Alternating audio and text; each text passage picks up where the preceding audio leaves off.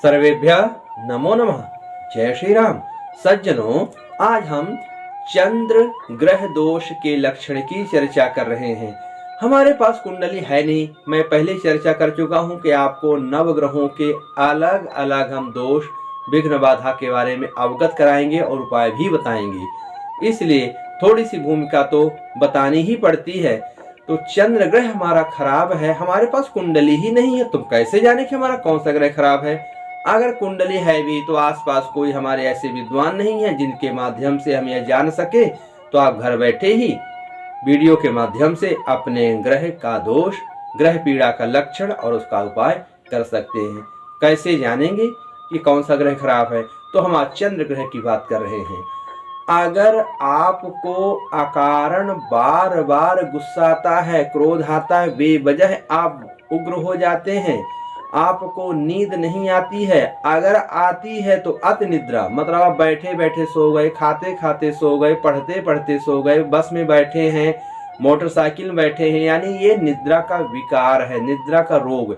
दो प्रकार का, या तो व्यक्ति को नींद नहीं आती या ऐसी आती है कि कोई समय ही निश्चित नहीं होता कि कब आ जाए, कहाँ पर आ जाए, किस स्थिति में आ जाए। ये भी चंद्र ग्रह दोष के लक्षण हैं। आपका चंद्र या तो पीड़ित है, या तो निर्बल है, या किसी बुरे ग्रह के दृष्टि में है, या बुरे ग्रह के साथ में है। इसलिए आपको मानसिक रोग, मानसिक अशांति, डिप्रेशन और जैसे घबराहट, बेचैनी आज जैसे समस्या हो सकती हैं। अगर आप कोई कृषक हैं, आपके घर में कोई दुधारू पशु हैं, तो अचानक उनकी मृत्यु या उनका दूध कम हो जाना, अगर आप रसदार फलों का विक्रय या जूस सेंटर चला रहे हैं तो उनमें भी आपको आकस्मिक घाटा, आप पानी का व्यापार, पाउच बाटल वगैरह चला रहे हैं, उसमें भी आपको आकस्मिक घाटा, बार बार कई शिकायतों का आना, यानी व्यापार हमारा बदनाम होने लगता है, कलंकित होने लगता है। और हमको श्वास लेने में समस्या, बार बार सर्दी जुकाम, एलर्जी का होना, इन्फेक्शन होना, फेफड़े की समस्या होना, गले में समस्या होना और आंखों में बार बार पानी आना। सूर्य में भी हमने आंख का नाम लिया था, लेकिन उसमें आंखों में जलन होती है, दिखाई कम देते, इसमें बार बार आंखों में पानी आता है। ये लक्षण अलग अलग है, इस पर ध्यान से विचार करेंगे। तो आंखों से बार बार पानी आना, कभी कभी आंखों का पानी भी कम हो जाता है, ये चंद्र पीड़ा के लक्षण हैं। और आप दलहन वाले अगर फसल को उगा रहे हैं, उसमें भी आपको बार बार घाटा उठाना पड़ता है।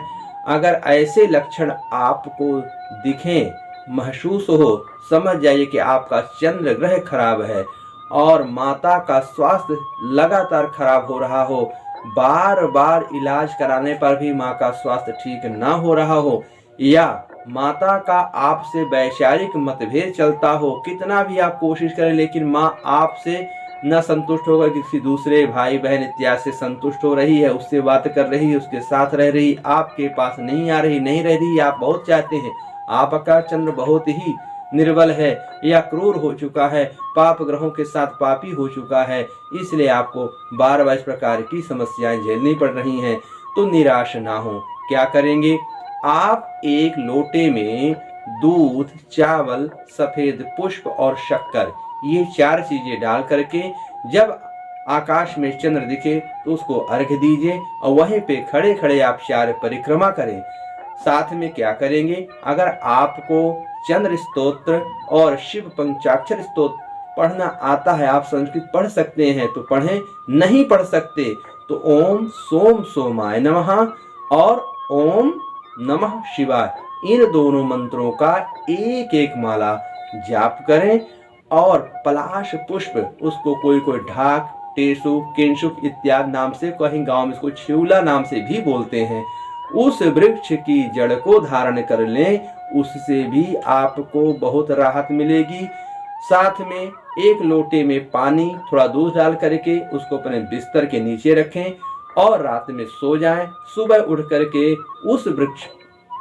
उस जल को किसी भी वृक्ष में डाल दे। कटीला वृक्ष मिले तो ज्यादा उत्तम है, नहीं तो कोई भी वृक्ष चल जाएगा।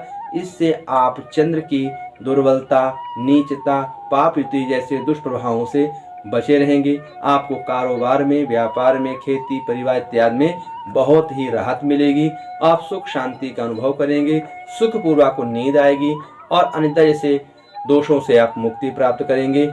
अगले वीडियो में आपको हम मंगल ग्रह दोष के क्या लक्षण होते हैं इस पर चर्चा करेंगे। तब तक आपका दिन मंगलमय हो। जय श्री राम। धन्यवाद।